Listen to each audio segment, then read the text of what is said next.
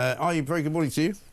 Good morning, Mike. Thanks very much for talking to us. I'm just looking at, we spoke to Unite this morning. They said they've had a meeting yesterday, which didn't really resolve much, but he said they were tantalisingly close to a deal. What can you tell us?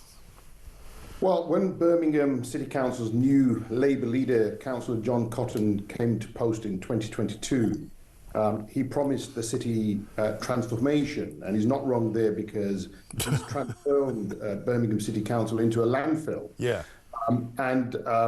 We keep hearing two different versions. You have Unite representatives saying that there is a deal which we're willing to strike, and then Councillor Cotton has said on all the mainstream media that no worker will lose any money. So people are confused as to why isn't a deal being struck if no bin workers are going to lose any income.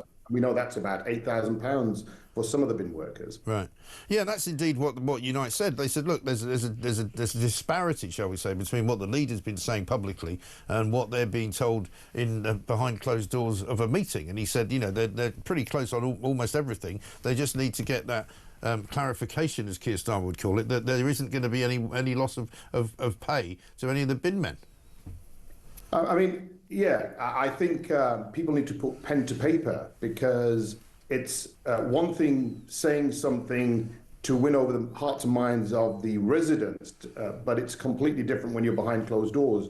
I think if Councillor Cotton is honest, that's the leader of the Labour-run group here in Birmingham, he needs to put that down in a contract to say that no bin workers are going to suffer any reduction in pay.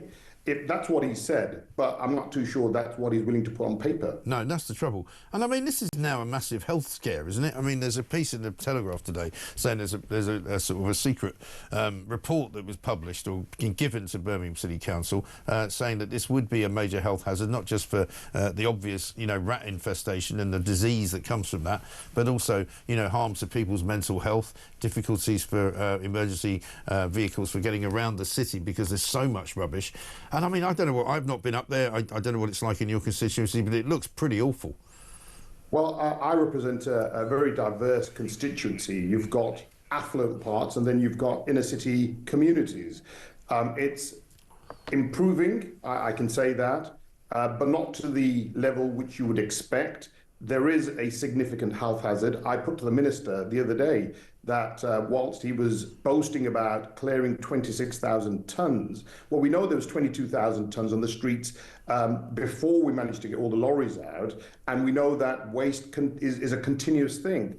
And so there's still a lot of rubbish. There's still a lot of rat infestation. We know that Rent-A-Kill and other private companies have said that they've had an increase in around 60 to 70% in terms of calls.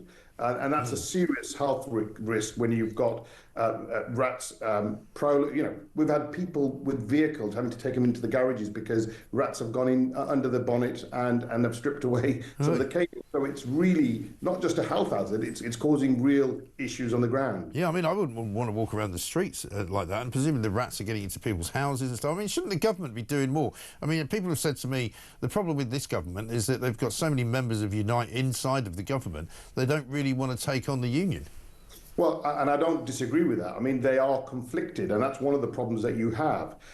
Residents don't care what the political dynamics are. At the end of the day, they've paid 10% increase in council tax last year, 7.5% this year, and they're not getting the service. They're being shortchanged. Keir Starmer has been very, very slow to act, as though the 1.2 million population of Birmingham don't matter. We were called, all parliamentarians were recalled, as you will recall, to help out the Scunthorpe workers. Yeah. But Birmingham, it seems to be neglected, not just by the Labour-run council here, but the government as well. And the Labour-run council has been pretty, shall we say, destitute itself in running the budget, hasn't it? Abysmal.